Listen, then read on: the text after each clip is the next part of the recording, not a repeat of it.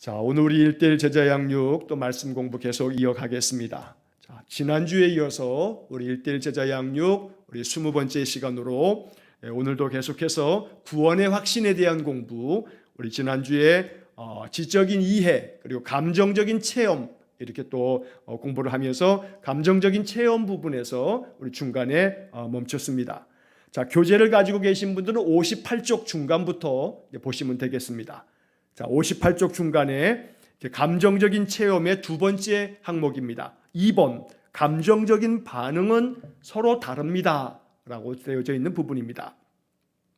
자, 여러분 교재에다가 그 바로 위에 있는 1번에 신앙에는 감정적인 반응이 있습니다. 자, 여기에다 밑줄도 한번 그어 놓으시고, 그 다음에 두 번째, 감정적인 반응은 서로 다릅니다 라고 하는 곳에도 좀 밑줄을 좀 그어 놓으시기 바랍니다. 자, 여기 두 번째 부분에서 중요한 것은 그 마지막 부분입니다. 서로 다릅니다. 여기다가 좀 네모를 좀 하나 이렇게 좀 쳐 놓으십시오. 표시가 좀 되도록. 자, 감정적인 반응은 서로 다르다. 그러니까 우리가 예수를 믿으면서 우리 각 사람 한 사람 모든 성도들이 주님을 만나면서 우리가 하나님 앞에서 얻는 은혜로 인한 우리의 반응이 각기 다 다르다는 겁니다. 사람의 얼굴이 다 다르듯이 성격도 다릅니다. 또 성격이 그렇게 다 다르듯이 하나님의 은혜를 받을 때 그 받은 은혜에 대한 우리의 반응 또한 다르기 마련입니다. 각각 다 다릅니다. 그래서 나처럼 반응하는 것이 이것이 더 좋은 믿음이다 라고만 이렇게 주장하는 것은 이것은 바른 태도가 아닙니다. 말씀에 대한 하나님의 은혜에 대한 하나님 체험에 대한 그런 반응은 제각각 다 다르다라고 하는 것을 우리가 꼭 기억할 필요가 있습니다. 자, 거기 교재에 나와 있는 내용을 좀 먼저 좀 한번 보시면 거기 질문이 한 세 가지가 있는데, 자, 첫 번째, 사도 바울은 어떠한 체험을 통하여 예수님을 알게 되었습니까?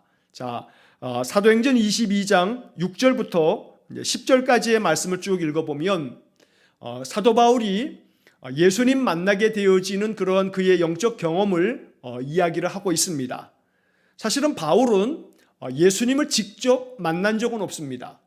예수님 살아 계실 때 바울이 예수님을 직접 만났던 그런 경험이 없기 때문에 바울을 사도라고 이렇게 생각하지 않는 사람들이 초대교회에 많이 좀 있었던 겁니다.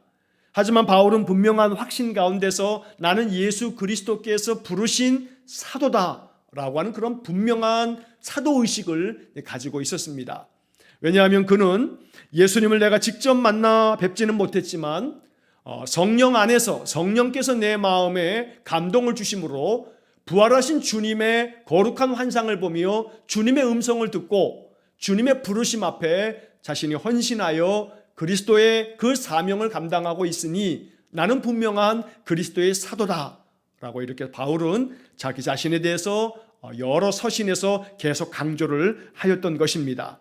자, 다메섹으로 예수 믿는 자들을 잡으러 가다가 그 다메섹 가는 길에서 하늘에서부터 큰 빛이 이 사울에게 비치면서 사울아 사울아 네가 어찌하여 나를 핍박하느냐, 왜 박해하느냐 라고 하는 주님의 음성을 듣게 됩니다.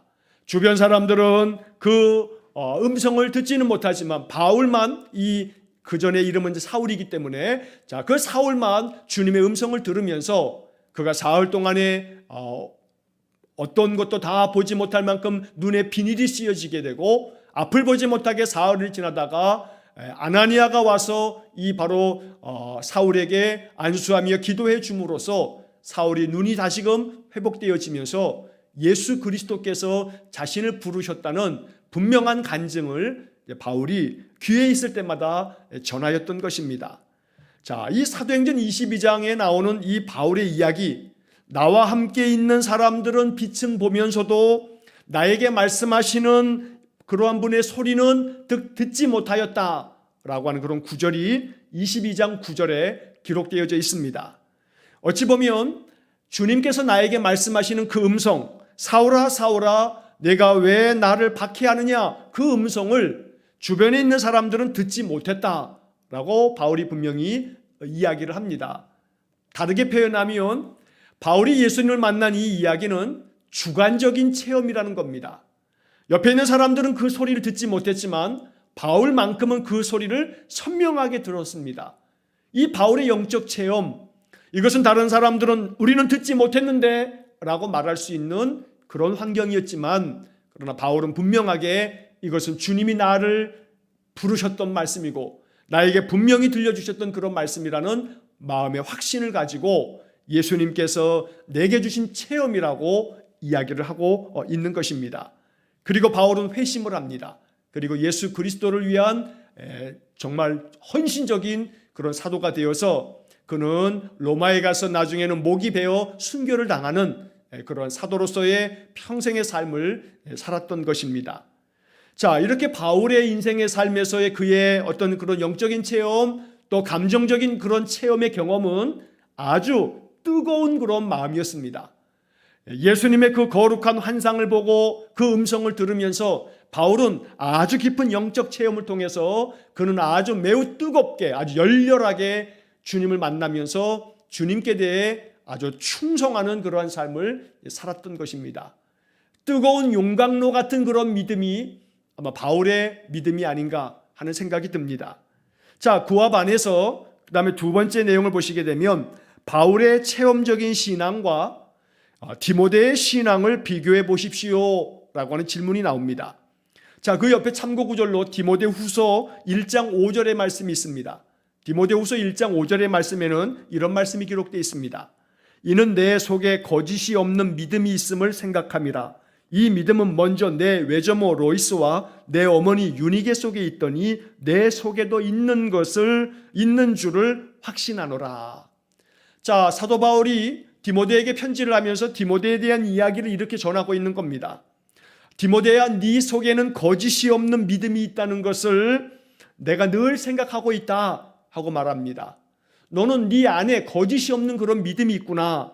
그런데 이 믿음은 너의 외할머니 로이스서부터 내려왔던 믿음이다. 그리고 그 너희 외할머니 로이스에게 있었던 그 믿음과 아름다운 성품이 너의 어머니 유니게 속에 있더니 그 어머니에게 있었던 그 믿음과 그 고귀한 그 성품이 이제는 너의 속에 있는 것을 내가 확신한다 라고 바울이 이야기를 합니다. 다르게 말하면 이 디모데후서 1장 5절의 말씀은 디모데는 바로 모태신앙인 겁니다. 외할머니부터 어머니에게로, 어머니에게서부터 디모데에게로 3대에 걸쳐 흘러왔던 그러한 믿음의 가정에서 바로 디모데는 이렇게 모태신앙으로 어머니의 태에서부터 예수 그리스도에 대한 믿음을 가지고서 그가 이렇게 태어나서 성장하여 또 바울을 만나면서 바울로 인해서 더 진실한 그리스도의 제자가 되고 그리스도의 사도가 되어지는 그런 말씀을 전해주고 있다는 것입니다. 자, 여기서 이제 우리는 바울의 체험적인 신앙과 디모데의 신앙을 비교해 보십시오 라고 이렇게 질문이 되어져 있는데, 바울은 영적 체험이 아주 매우 신비적입니다. 그래서 바울의 이 영적 체험은 다메섹으로 가는 그 길에서 그는 하늘에서부터 비추어지는 그 큰 빛의 광채를 보았고, 자기에게 들려주시는 우리 주님의 음성을 아주 선명하게 그는 들으면서 이러한 영적인 체험, 어떤 신령한 그런 체험이 바울에게 있기 때문에 바울은 그 안에서 이러한 체험에 대한 감정적인 아주 뜨거운 반응과 뜨거운 헌신이 있었던 것입니다.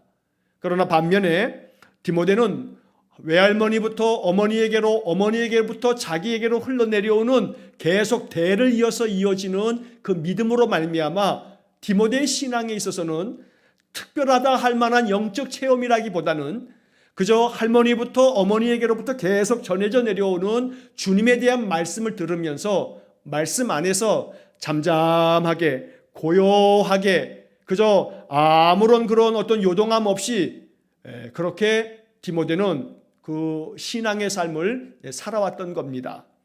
그래서 이 바울의 신앙의 모습과 디모데의 신앙의 모습은 매우 차이가 나게 마련입니다. 한편 우리는 이 바울과 디모데를 이렇게 비교할 때마다 어느 것이 더 나은가라고 하는 그런 어떤 비교는 사실 의미가 없습니다. 바울의 신앙은 이러한 영적인 체험이 있기 때문에 감정적으로 그의 마음에 뜨거움과 열렬함을 가지고 있는 것이 있으니 바울이 더 큰 믿음이다 라고 이렇게 말하는 것은 이것은 온당하지 않다는 겁니다. 디모데는 모태신앙으로서 그냥 잠잠하게 어떠한 영적 신비한 체험 없이 이렇게 신앙 안에서 말씀으로 그냥 잠잠히 이렇게 성장해 가고 이렇게 성인이 되었을 때 이 디모데의 신앙이라고 하는 것은 그저 좀 건조한 그러한 특별한 어떤 영적 체험 없이 이렇게 예수를 믿는 것은 감정적으로 그저 큰 격동이 일어나지 않기 때문에 마치 디모데의 신앙은 바울의 신앙보다는 조금 아래인 것처럼 좀 못한 신앙인 것처럼 이렇게 비교한다는 것은 이것은 올바르지 않다는 겁니다. 좀 전에 우리가 제목에서 얘기한 것처럼 감정적인 반응은 서로 다르다. 그래서 바울과 같이 큰 영적 체험, 신비한 영적 체험을 하는 그러한 성도도 있는 반면에 또 디모데와 같이 잠잠히 오랜 세월 동안에 부모로부터 그 외조모로부터 이어져 내려오는 그 믿음 안에서 바로 디모데와 같은 그러한 잠잠한 신앙도 바로 분명한 아름다운 믿음의 모습이라는 겁니다.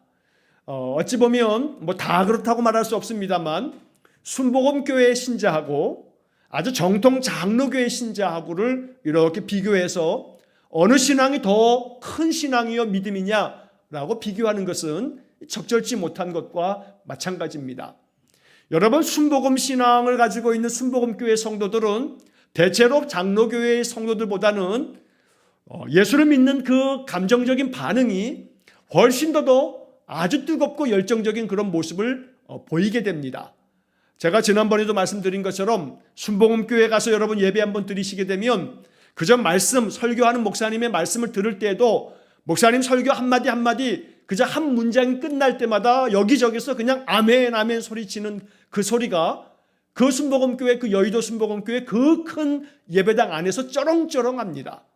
그렇게 반응하는 그런 감정적 반응을 하는 성도들이 있는 반면에 정통 장로교회에서는 예배 시간에 뭐 제가 이렇게 예배 중에 기타도 치고 그럽니다만 여전히 지금도 예배 시간에 기타를 못 치게 하는 그런 교회도 있습니다. 오직 예배 시간에는 오르간 반주만 허용되어지는 교회가 있고요. 예배 시간에 전혀 박수를 치지 못하게 하는 그런 교회도 있습니다. 지금도 있다는 겁니다. 자, 그렇다면 그런 교회 성도들은 예배 시간에 마음에 뜨거운 마음이 있어도 박수를 치지 않고 그저 아멘으로 화답하지도 않고 찬양을 부를 때도 거룩 그저 그렇게 찬양을 부르다 보니 순복음교회의 예배와 그런 정통 장로교회의 그런 예배를 이렇게 비교하면서 어느 신앙이 더 큰 신앙이냐라고 이렇게 비교할 때 간혹 사람들은 순복음교회 신앙이 더 뜨겁고 열정적인 신앙이라 라고 여기며 그것이 더 큰 믿음인 것처럼 그렇게 비교할 때가 간혹 있다는 겁니다. 그러나 그렇지 않은 겁니다. 성격이 매우 외향적인 그러한 사람이 있는 반면에 성격이 매우 내성적이고 내향적인 그런 사람도 있는 겁니다.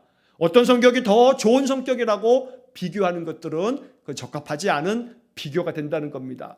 그래서 오늘 우리들은 이 감정적인 체험은, 감정적인 반응은 서로 다른데 중요한 것은 내 마음속에 순복음처럼 뜨겁게 박수치면서 소리치면서 이렇게 반응하진 않더라도 잠잠히 내가 장로교회에서 우리 교회의 그런 각각의 그 분위기에 따라서 영적으로 신앙생활할 때 이것이 내 신앙의 위축이나 내 신앙의 이것이 작은 신앙이라고 이렇게 폄훼하는 것도 이것도 온당하지 않다는 겁니다. 그래서 신앙의 반응이라고 하는 것은 각기 서로 다 다르기 때문에 각각이 우리가 가지고 있는 성품이나 우리 교회가 가지고 있는 그런 어떤 신학적인 경향이나 이런 여러 가지의 것에 따라서 각각 다르다 할지라도 중요한 것은 내 마음이 예수님 만나고 예수님에 대한 그 은혜에 대한 내 마음의 간절한 신앙의 고백 속에서 주님을 진심 어린 마음으로 찬양하면서 이렇게 주님 앞에 내 마음에 주시는 그런 감정적인 체험이 내 마음속에 우러나오는 그러한 삶이 되어지도록, 그런 신앙이 되도록 기도하는 자세가 필요하겠다는 겁니다. 자, 그런 점에서 여러분 교재 그 세 번째 거를 보시게 되면 성격이나 가정 배경에 따라 신앙의 감정적인 반응이 다릅니다. 당신은 어느 편에 속한다고 생각합니까? 아마 대체로 장로교회 교인들은 장로교회의 모습을 띠게 됩니다. 그래서 그 사람들의 신앙에 예배하는 모습만 딱 봐도 이 사람은 그 신앙의 여정 중에 어떤 교회, 어떤 교파 가운데서 신앙생활했는가라고 하는 것을 조금 느낄 수 있는 그런 모습을 갖게 됩니다. 어떠한 모습이든지 간에 그건 중요치 않습니다. 중요한 것은 내 마음속에 우리 주님에 대한 내 마음의 감정이 반응할 줄 아는 그런 감정이 되고, 예수님께서, 하나님께서 우리의 마음속에, 우리의 감정 속에 은혜를 부어주셔서 내 마음에 감동이 있도록 그렇게 기도하는 삶이 필요한 것입니다. 자, 그런데 세 번째 여러분 교재를 보시게 되면 이렇게 제목이 붙어 있습니다. 3번에 감정에 의존하지 마십시오. 여러분 여기 밑줄을 좀 걸으시고 이 3번 이 문장 앞에다가 좀 별표를 좀 쳐놓으십시오. 여러분 이거 정말로 중요한 문제입니다. 감정에 의존하지 마십시오. 자, 교재에 나와 있는 내용을 제가 좀 한번 읽어드리겠습니다. 인간은 본래 감정적인 존재이므로 감정은 우리 생활의 정상적인 부분입니다. 그리고 사람들은 서로 성격이 다르므로 하나님과 관계를 맺을 때 감정적으로 각기 다르게 반응하기 마련입니다. 감정적으로 매우 고조된 반응을 보일 수도 있고 조용하고 차분한 반응을 보일 수도 있습니다. 이와 같이 감정은 다양한 것이기 때문에 어떤 특정한 감정에 의존하면 안 됩니다. 감정적인 체험은 필요하지만 특별한 감정적 체험만 구하면 그리스도를 통해서 하나님과 맺게 된 참된 인격적인 관계에 대한 확신을 잃기 쉽습니다.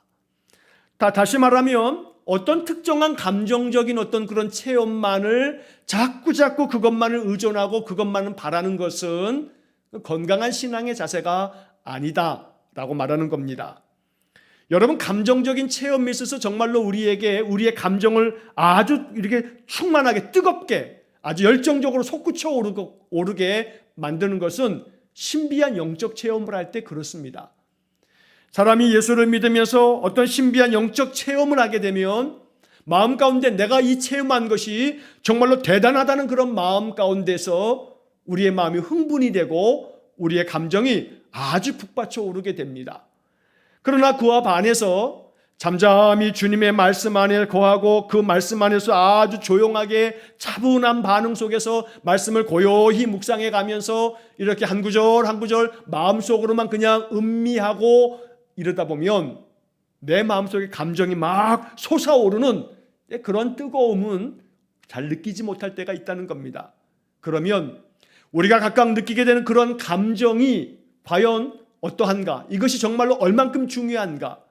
감정적인 그런 체험이라고 하는 것은 필요하고 중요하지만 그러나 이 감정적인 체험이라고 했을 때 어떤 특정한 감정만을 의존하고 그것만 있으면 최고의 신앙인 것처럼 여기게 된다면 이것은 건전하고 건강한 믿음이라고 말할 수 없다는 것입니다. 그렇기 때문에 중요한 것은 내 마음에 감정에 너무 내 신앙이 지금 이렇게 감정적으로 아주 마음 가운데 뜨거움이 있으니까 지금은 내가 성령 충만한 것 같고 나의 감정이 그만큼 이렇게 막 솟아오르지 않고 내 감정이 좀 가라앉아 있게 되게 되면 내 신앙이 위축되는 것 같고 이렇게 감정에 흔들리지 말라는 겁니다.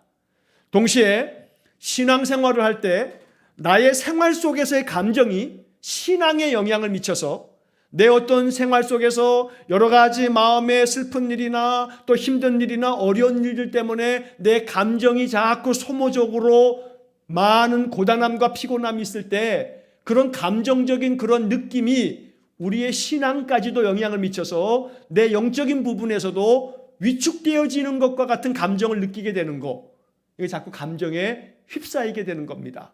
그래서 이게 좀 어려운 그런 이야기처럼 들릴지 모르겠습니다만 나의 감정과는 관계없이 내 영적인 상태는 늘 주님과 함께하는 그런 은혜가 가득한 삶이 우리에게 있다는 사실도 잊지 말아야 됩니다. 다시 말하면 내 마음이 굉장히 다운이 되고 내 마음이 굉장히 우울감에 사로잡히고 나의 어떤 그런 감정이 여러 가지로 많은 침체를 겪는다 해서 이것이 곧 나의 영적 상태는 아니라는 겁니다. 그래서 자꾸 나의 개인적인 감정 상태가 영적 상태인 것처럼 이걸 동일시하게 되면 여기서 자꾸 우리가 영적인 어떤 혼동에 빠지게 된다는 사실 또한 잊지 마셔야 됩니다. 그래서 하나님께서 우리 인생을 만드실 때에 육신이 있고 우리의 안에 영혼을 불어넣어 주셨는데 종종 사람들은 그렇게 구분을 하기도 하죠. 영혼이라고 하는 것은 영과 혼, 이 두 가지로 나눌 수도 있다라고 이렇게 말하기도 합니다. 사실 구약의 히브리적인 사상에서는 우리의 육체나 우리의 영혼이 분리되어지는 개념으로 이해하지 않습니다. 다시 말하면 육체 안에 우리의 심령, 우리의 마음이 담겨져 있는데 이것은 그냥 하나다라고 말합니다. 하나다. 이것을 육체는 육체고 또 영혼은 영혼이고 따로 구분되어지는 게 아니다라고 하는 것이 고대 히브리 사람들, 이스라엘 사람들의 이야기, 그런 그들의 생각이었던 겁니다. 자, 그런데 그리스의 헬라의 헬라 철학에 의해서 여러분 소크라테스, 또 플라톤, 아리스토텔레스 이런 서양의 철학자들의 이름을 아마 들어보셨을 겁니다. 그 중에서도 바로 이 플라톤이라고 하는 사람은 이원론이라고 해서 이 육신과 영혼, 이데아라고 하는 그러한 세상을 둘로 구분하는 그런 철학 사상을 가지고 있었습니다. 그러다 보니까 이 신약 성경이 기록될 당시에는 헬라 철학이 온 세상 가운데 가득 퍼져 있었기 때문에 바로 이 헬라 철학의 영향을 받아서 사람을 육체와 영혼으로 구분하는 그러한 어떤 말씀들이 신약 성경에는 여러 곳에서 발견이 되는 것입니다. 자, 어떤 것이 되었던 중요한 것은 이렇게 우리의 심령 안에 하나님께서 우리에게 주시는 이 감정이라고 하는 것도 하나님 만들어 놓으신 것인데, 그런데 이 감정은 지극히 연약해서 우리의 육신의 이런 여러 가지 삶 속에서 우리의 감정이 많은 변동을 일으킨다는 겁니다. 그래서 이 끊임없는 감정의 변동 속에 우리의 영혼이, 우리의 영이 이 감정에 자꾸 휩싸이게 되면 감정 때문에 나의 신앙은 주님 앞에 든든하게 서 있음에도 불구하고 감정이 나의 영을 흔들어대는 그런 상황이 되어버릴 수도 있기 때문에 오늘 이 이야기는 감정에 의존하지 마십시오 라고 말하고 있다는 겁니다. 그래서 여러분, 이 말씀을 이렇게 적용하시면 됩니다. 내 안에, 나의 심령 안에 하나님께서 내 안에 성령으로 임하시는 나의 영이 있습니다. 이 내 영 안에 하나님 부어주시는 말씀으로 인한 분명한 신앙의 고백 속에서 나의 영은 성령 안에서 늘 주님과 함께 있는 그런 굳건한 믿음으로 우리가 사는 겁니다. 자, 그런데 나의 이 영적인 상태와는 별개로 나의 감정은 육신의 삶으로 인해서 자꾸 이 감정이 변동이 있게 되는데, 이 감정적인 변동 때문에 내 믿음이 지금 내가 위축된 것이 아닌가라고 이렇게 생각하지 마셔야 된다는 겁니다. 그래서 만약에 감정이 어떤 것으로 인하여서 피곤하고 상하고 또 그 감정이 슬프고 우울하고 여러 가지 감정적인 그런 상태가 내 안에서 나를 자꾸 괴롭히는 그런 감정적 상태가 됐을 때 나의 영적인 상태가 이렇구나 라고 생각하지 마시고, 그럴 때일수록 내 안에 있는 영적인 상태가 나의 감정을 딱 붙잡을 수 있는 그런 어떤 시간이 되어야 된다라고 하는 것입니다. 그래서 여러분, 이러한 방법을 사용하셔야 됩니다. 여러분들의 감정을 말씀의 힘으로, 여러분들 안에 있는 나의 영이 나의 이 감정을 주님의 말씀으로 선포해서 이 감정이 자꾸 요동치지 않도록 그렇게 하는 것이 중요한 겁니다.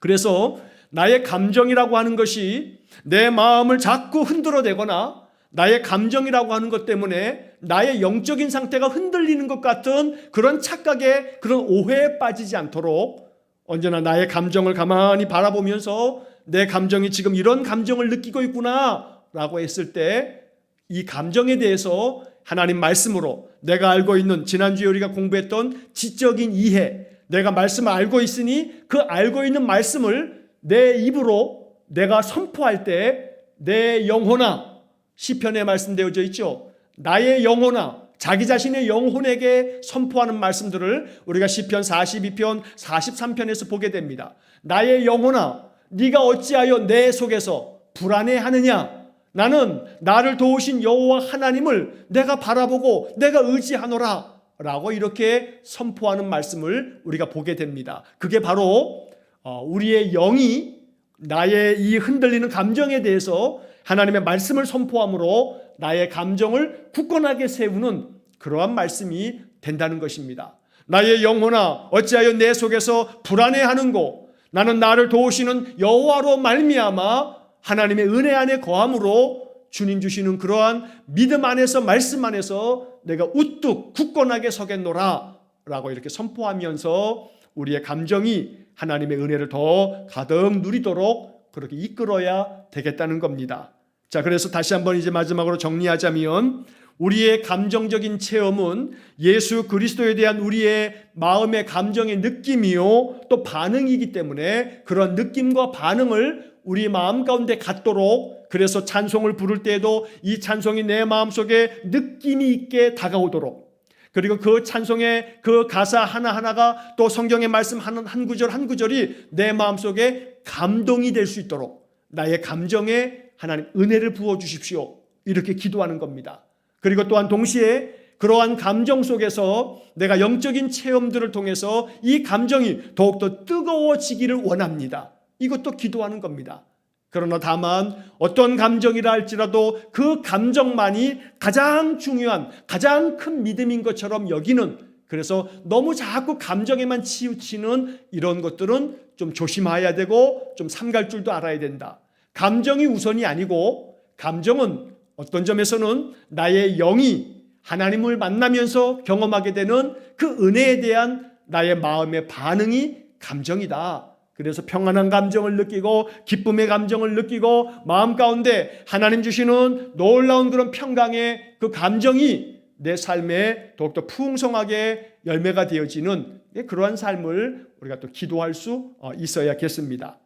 자, 여러분 그 다음 페이지로 보시게 되면 네 번째로 감정에 대한 이러한 이야기가 적혀 있습니다. 자, 60페이지 맨 위에 보시면 감정은 말씀과 믿음의 결과입니다. 여러분 여기다가도 좀 밑줄을 좀 거놓으십시오.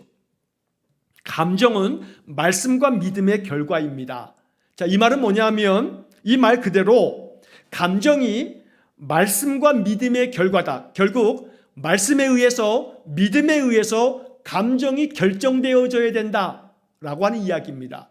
여러분 그 위에 여백이 있으신 분들 여백에다 좀 써놓으십시오. 말씀과 믿음에 의해서 감정이 결정되어야 한다. 이렇게 좀 써놓으십시오. 이게 바로 지금 교재에 나오는 이 말입니다. 감정은 말씀과 믿음의 결과입니다. 말씀과 믿음의 결과라고 하는 것은 결국 이것을 뒤집어 얘기하면 말씀과 믿음으로 말미암아 감정이 결정된다라고 하는 겁니다. 그래서 말씀으로 인해서 하나님께서 우리에게 주시는 지적인 이러한 말씀을 배우고 말씀을 듣고 말씀을 생각하고 그러한 것들을 통해서 하나님의 말씀이 참되며 하나님의 말씀이 우리에게 주어져 있기 때문에 말씀으로 인해서 우리의 감정이 요동치지 말고 이 감정 안에 하나님의 감동이 있고 또 마음 가운데 하나님의 평화가 임하는, 그래서 우리의 감정 속에서 하나님의 그 크신 축복을 경험하는 감정의 축복, 나의 감정이 어떠한 삶의 여러 가지 많은 그 시련과 역경 앞에서 삶의 문제들 때문에 내 감정이 자꾸 상처를 받거나 내 감정이 자꾸 위축되는 게 아니고 내 감정에 하나님의 말씀으로 인한 그러한 평강이 가득하도록, 그러면 우리의 마음이 그렇게 크게 요동치지 않습니다. 언제나 잠잠한 하나님의 그 평화로운 은혜가 우리의 감정을 가득 덮으면 하루하루 나의 삶의 작은 것 속에서도 하나님의 은혜에 대한 감격이 우리의 마음 가운데 반응이 되어서 하나님 감사합니다 하면서 평화롭게 하루하루의 시간들을 보낼 수 있다는 겁니다. 그래서 말씀으로 인해서 또 그 말씀에 대한 우리의 믿음으로 인해서 우리의 감정이 결정되어지는, 그러나 대체로 많은 경우에 있어서 우리의 감정은 내가 만나는 사람들 때문에 또 내가 지금 접하고 있는 여러 가지 환경 때문에 내가 지금 인생 속에서 겪고 있는 삶의 문제들 때문에 내 감정이 만들어집니다. 그래서 나의 감정은 내 주변 환경 때문에 만들어질 때가 많다는 겁니다. 따지고 보면 나의 감정이 어떨 때는 막 업이 돼 있어요. 어떨 때는 나의 감정이 막 다운돼 있어요. 내 감정이 이렇게 하늘 높이 올라갔다가 어떨 때는 땅속 깊이 꺼져가고 이렇게 내 감정이 요동치는 까닭은 그 감정이 어떤 결과냐면 주변 환경에 의한 결과가 감정이 될 때 그렇다는 겁니다. 그래서 이 네 번째 이 이야기를 우리가 보면서는 감정은 말씀과 믿음의 결과입니다. 그러니까 말씀과 믿음으로 말미암아 감정이 영향을 받을 수 있도록 그렇게 기도하면서 그렇게 영적 삶을 살아가는 것이 이것이 구원의 확신을 가진 그리스도인들의 모습이라고 말씀하고 있는 것입니다. 다시 말해서 말씀이 있기 때문에 그 말씀에 대한 나의 믿음이 있기 때문에 내 감정이 어떤 상황 앞에서도 크게 상처받거나 크게 내 감정이 다운되지 아니하고 내 감정이 그저 좌로나 우로나 치우침 없이 예수 그리스도의 말씀만 바라보고 그 말씀에 대한 믿음의 확신이 있기 때문에 나의 감정이 크게 요동치지 아니하고 잠잠한 하나님의 그 사랑을 누리며 사는 것, 바로 이것을 말씀하고 있다는 겁니다. 자, 그 밑에 나와 있는 교재의 내용을 제가 한번 읽어보겠습니다. 구원의 확신은 하나님의 말씀의 권위에 근거합니다. 하나님께서 말씀하신 대로 한다면 자신이 하나님의 자녀임을 확신할 수 있게 됩니다. 그리스도인은 하나님의 말씀과 그분의 신실성을 믿는 믿음으로 삽니다. 다음 기차 그림은 사실, 바로 하나님과 그분의 말씀이고, 또 믿음, 그분의 말씀에 대한 우리의 신뢰고, 또 감정, 우리의 체험적인 그런 결과 사이의 관계를 보여줍니다. 여러분 교재가 있으신 분들은 그 앞 밑에 기관차 그림이 있습니다. 맨 앞에 기관차가 이 동력 장치가 여기 있습니다. 그래서 이 맨 앞에 있는 기관차 여기서 힘을 발휘해서 이제 앞으로 쫙 전진하면 뒤에 있는 화차들은 이 앞에 있는 기관차에 연결되어져 있을 뿐이기 때문에 앞에 있는 기관차가 앞으로 쫙 전진하면 뒤에 있는 화차들은 그냥 거기에 매달려서 쭉 앞으로 같이 이동하게 된다는 겁니다. 그래서 결국은 맨 앞에는 사실이라고 써 있는데 여러분 그 맨 앞에 있는 기관차 앞에 사실이라고 하는 그 글씨 위에다가 말씀이라고 좀 써놓으십시오. 말씀, 하나님의 말씀, 말씀이 기관차가 되는 겁니다. 말씀은 하나님께서 우리에게 주신 진리이고 이것은 사실입니다. 자, 이 말씀이 우리를 이끌어가는 겁니다. 말씀을 내 마음속에 확신하게 되면 그 말씀에 대한 믿음으로 인해서 그 다음에 믿음의 화차가 앞으로 전진하게 되고 그 믿음에 대한 신뢰로 인해서 우리의 마음의 감정은 그 믿음으로 인해서 감정에 평강이 있다는 겁니다. 자, 그래서 말씀이 있기 때문에 그 말씀에 대한 우리의 믿음으로 인해서 우리의 감정이 상처받지 아니하고 우리의 감정이 요동치지 아니하고 감정 속에 하나님의 평화가 임한다. 바로 이것을 나타내주고 있는 그림입니다. 그렇기 때문에 어떤 감정적인 체험보다 가장 먼저 앞서는 것은 하나님의 말씀이다. 그래서 그 말씀에 대한 우리의 믿음으로 인해서 우리의 감정이 형성되어지는 것이다. 그것이 바로 그리스도인이다 라고 말하는 겁니다. 옆 사람이 내게 한마디 하면 그 한마디 때문에 나의 감정이 막 분노하고 화가 나면 나의 감정은 말씀과 믿음의 결과가 아니고 그 사람의 말의 결과가 나의 감정이 돼버린 거죠. 어떤 사람이 나에게 어떤 행동을 했는데 그 행동 때문에 내 마음이 굉장히 상처를 받고 이것 때문에 우울해지고 마음이 가라앉는다면 내 감정이 말씀과 그 말씀에 대한 믿음으로 인해서 내 감정이 결과 만들어진 것이 아니고 그 사람의 행동 때문에, 그 사람의 말 때문에, 그 사람이 나에게 어떤 것들을 했기 때문에 내 감정이 거기에 영향을 받는다는 겁니다. 그래서 한마디로 말해서 오늘 이 말씀을 또다시 이야기하면 이렇게 말할 수 있습니다. 우리의 감정이 말씀에 의해 영향받기 원합니다. 말씀에 의해서만 내 감정이 영향을 받을 줄 아는, 그래서 세상의 그 어떤 일로 인해서 영향받는 것이 아니라 나의 감정은 하나님의 약속의 말씀과 그 말씀에 대한 믿음으로 인해서 나의 감정이 그렇게 은혜를 경험하는 그런 삶을 살기 원합니다.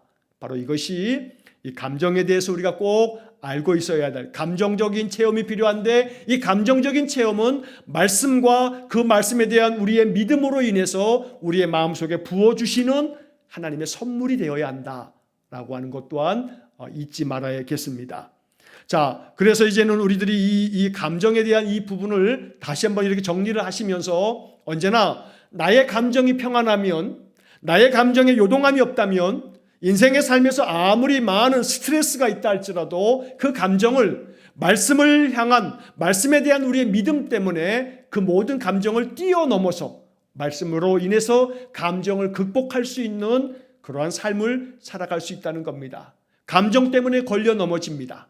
감정 때문에 믿음까지도 깨어지는 경우가 많습니다.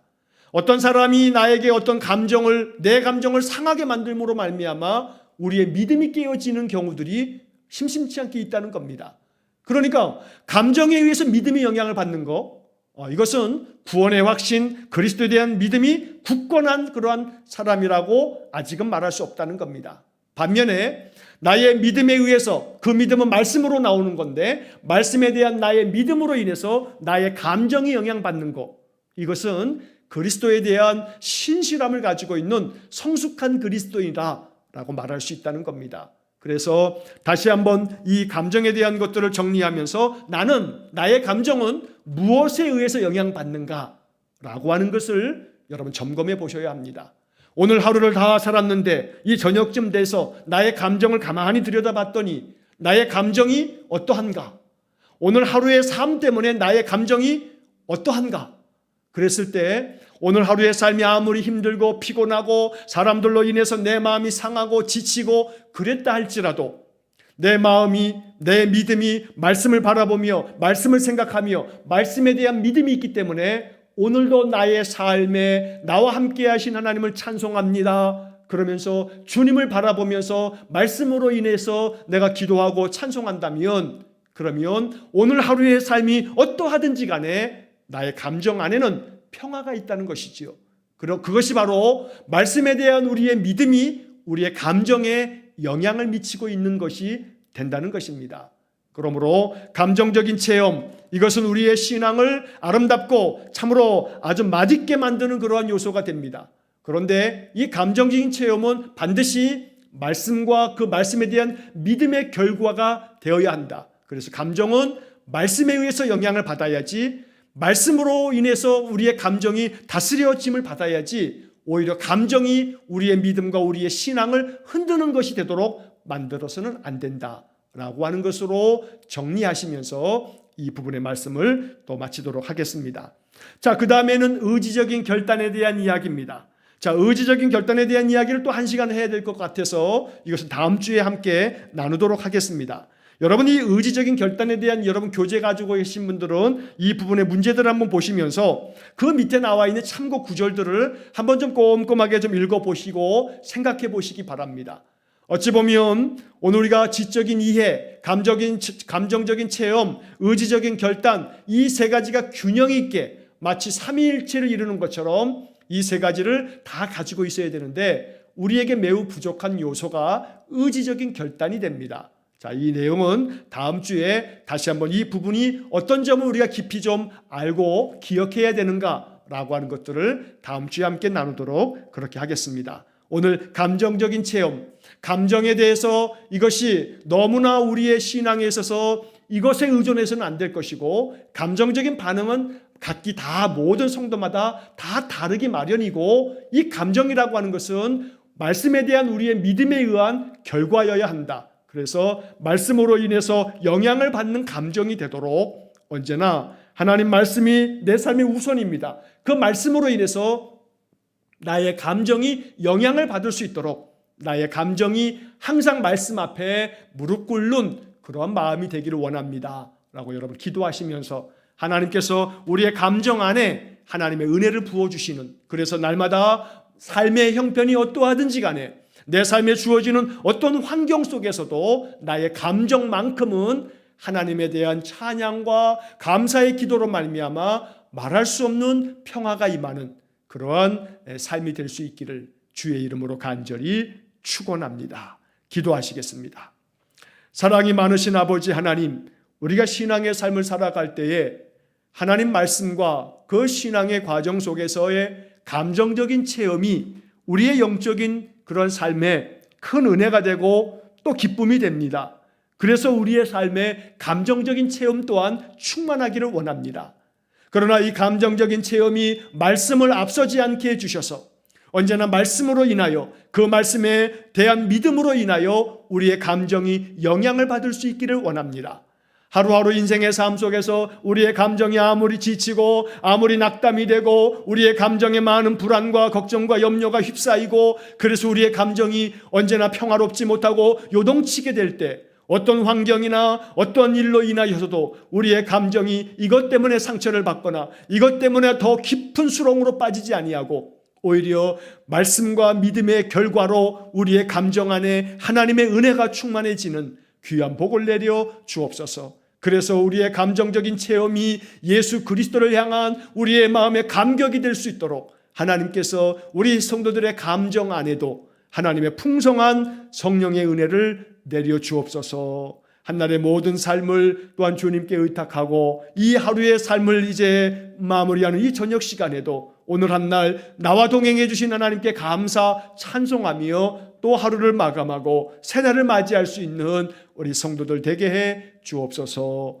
예수님 이름으로 기도하옵나이다. 아멘. 우리 구주 예수 그리스도의 은혜와 하나님 아버지의 극진하신 사랑과 성령의 교통하심이 우리 주 성령께서 우리 성도들의 마음속에 심어주신 말씀, 그 말씀에 대한 신실한 믿음으로 인해 우리의 감정이 영향을 받아 말씀으로 인하여 우리의 감정 안에 하나님의 평화가 임하고 하나님 주시는 감사와 기쁨이 충만한 삶을 살기를 간절히 기도하는 머리 숙인 귀한 성도들 위해 영원토록 함께 하시길 축원하옵나이다. 아멘.